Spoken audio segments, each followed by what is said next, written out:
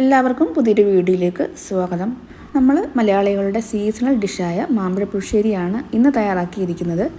എരിവും പുളിയും ഉപ്പും എല്ലാ ഏകദേശം ഒരു 6 രസങ്ങൾ ചേർന്നിട്ടുള്ളൊരു കറിയാണ് ഈ മാമ്പഴ പുളിശ്ശേരി അല്ലേ. അപ്പോൾ പലരുടെ വീട്ടിലെ മാവിലെ മാങ്ങ തീരാറായി കാണും. പക്ഷേ എൻ്റെ മാവിൽ മാമ്പഴം ഇപ്പം വീഴാൻ തുടങ്ങിയിട്ടേ ഉള്ളൂ. അപ്പോഴാണ് ഞാൻ കറി ഉണ്ടാക്കാൻ തുടങ്ങിയത്. അപ്പോൾ ഒരു ചെറിയ 3 മാങ്ങ എടുത്തിട്ടുണ്ട്. അതിൻ്റെ തൊലി ഒന്ന് മാറ്റിയ ശേഷം ഞാനൊന്ന് അരിഞ്ഞിടുന്നുണ്ട് കേട്ടോ. ഒന്ന് ചെത്തി ഇടുന്നുണ്ട്. എന്നിട്ട് ആ മാങ്ങാണ്ടി ഉൾപ്പെടെ കറി വെക്കാൻ എടുക്കാം. നമ്മൾ ഈ മാങ്ങാക്കറി ചോറിലൊഴിച്ച് കൂട്ടുന്ന സമയത്ത് ആ മാങ്ങാണ്ടി ഊറി തിന്നാനൊരു പ്രത്യേക ടേസ്റ്റാണല്ലോ. അപ്പോൾ മാങ്ങാണ്ടി ഇല്ലാതെ കറി വെക്കുമ്പോൾ അതെന്തോ പോലെ വേറൊരു കറി പോലെ തോന്നും. അപ്പോൾ മാങ്ങാണ്ടി ഉൾപ്പെടെ നമുക്ക് ഊറി തിന്നുമ്പോൾ ആ തൈരിൻ്റെ പുളിയും പച്ചമുളകിൻ്റെ എരിവും പിന്നെ മാങ്ങയുടെ മധുരവും എല്ലാം കൂടെ ചേരുമ്പോൾ ആ മാങ്ങാണ്ടി ഊറി തിന്നാൻ ഒരു പ്രത്യേക രുചിയാണ്. അപ്പം ഇതിലേക്ക് ഞാൻ 1 ടീസ്പൂണ് കാശ്മീരി ചില്ലി പൗഡർ ഇട്ടിട്ടുണ്ട്, ഒരു 1/2 ടീസ്പൂണ് മഞ്ഞൾപ്പൊടി ഇട്ടിട്ടുണ്ട്, പിന്നെ ആവശ്യത്തിനുള്ള ഉപ്പും. ഇനി വേവാൻ ആവശ്യമായിട്ടുള്ള വെള്ളം ചേർത്ത് കൊടുക്കാം. അത് ആ മാങ്ങയുടെ ജസ്റ്റ് മുകളിൽ നിൽക്കുന്ന രീതിയിൽ വെള്ളം ഒഴിച്ച് കൊടുക്കാം കേട്ടോ. എന്നിട്ട് തടച്ച് വെച്ച് നമുക്ക് വേവിക്കാൻ വെക്കാം. ഇനി ഇതിലേക്ക് വേണ്ടിയുള്ള അരപ്പ് തയ്യാറാക്കാം. അപ്പോൾ അതിന് വേണ്ടി ഒരു 2 കൈപ്പിടി ഇല്ല, 1 കൈപ്പിടിയും പിന്നെ കുറച്ച് നുള്ളു തേങ്ങയും കൂടെ ഞാൻ ചേർക്കുന്നത്.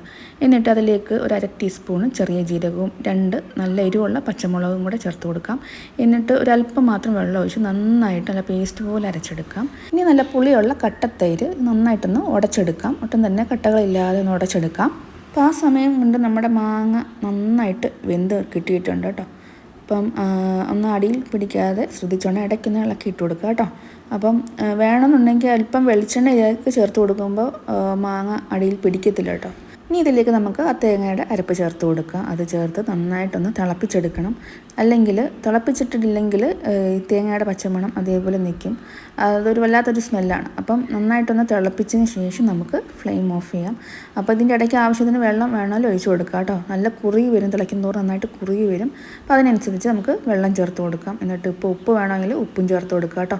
എന്നിട്ട് നന്നായിട്ട് തിളച്ച് കഴിയുമ്പോൾ നമുക്ക് ഫ്ലെയിം ഓഫ് ചെയ്യാം. ഓഫ് ചെയ്ത് ആ തിളയെല്ലാം നിന്ന് കഴിഞ്ഞതിന് ശേഷം മാത്രം വേണം നമ്മൾ അടിച്ച് വെച്ചിരിക്കുന്ന തൈര് ചേർത്ത് കൊടുക്കാൻ. അല്ല, ഈ തിളച്ചുകൊണ്ടിരിക്കുന്ന കറിയിലോട്ട് നമ്മൾ തൈര് ഒഴിച്ച് കൊടുക്കുമ്പോൾ അതും നന്നായിട്ടങ്ങ് ചൂടായി തിളയ്ക്കാൻ തുടങ്ങും. അപ്പോഴത്തേക്ക് നമ്മുടെ തൈരങ്ങ് പിരിഞ്ഞു പോകും. അപ്പോൾ ഇത് നന്നായിട്ടൊന്ന് തിളയെല്ലാം നിന്ന് കഴിഞ്ഞ ശേഷം മാത്രം നമുക്ക് തൈര് ചേർത്ത് കൊടുക്കാവുള്ളൂ കേട്ടോ. അപ്പോൾ തൈര് ഒരു 1.5 കപ്പ് ഞാൻ ചേർത്തിട്ടുണ്ട്. അപ്പോൾ അവരുടെ പുളി അനുസരിച്ച് ചേർത്ത് കൊടുക്കുക കേട്ടോ.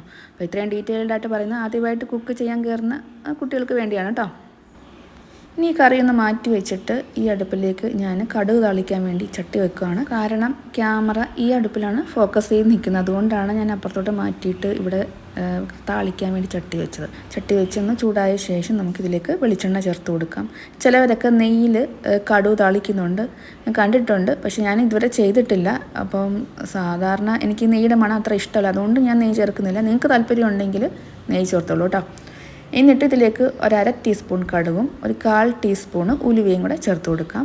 അതെല്ലാം ഒന്ന് പൊട്ടി വരുമ്പോഴത്തേക്കും ഇതിലേക്ക് വറ്റൽമുളകും കറിവേപ്പിലയും കൂടെ ചേർത്ത് കൊടുക്കാം. പിന്നെ ഉള്ളിയും കൂടെ ചേർത്ത് കൊടുക്കുന്നുണ്ട്. ഒരു കൈപ്പിടി അളവിൽ ഉള്ളി ചെറുതായിട്ടൊന്ന് അരിഞ്ഞതും കൂടെ ചേർത്ത് നന്നായിട്ടൊന്ന് മൂപ്പിച്ചെടുക്കാം.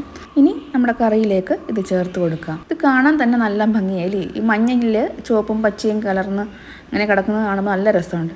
നല്ലൊരു കളർ കോമ്പിനേഷൻ. അപ്പോൾ എൻ്റെ മാമ്പഴ പുളിശ്ശേരി ഇവിടെ റെഡി ആയിട്ടുണ്ട്. അപ്പോൾ വീഡിയോ ഇഷ്ടപ്പെട്ടാലൊന്ന് ലൈക്ക് ചെയ്യാൻ മറന്നു വരുന്നത് കേട്ടോ. അതേപോലെ ഒന്ന് സബ്സ്ക്രൈബ് ചെയ്യാനും മറന്നുപോലെ. അപ്പോൾ പുതിയൊരു വീഡിയോയുമായിട്ട് വീണ്ടും കാണാം. അപ്പോൾ എല്ലാവർക്കും താങ്ക് യു.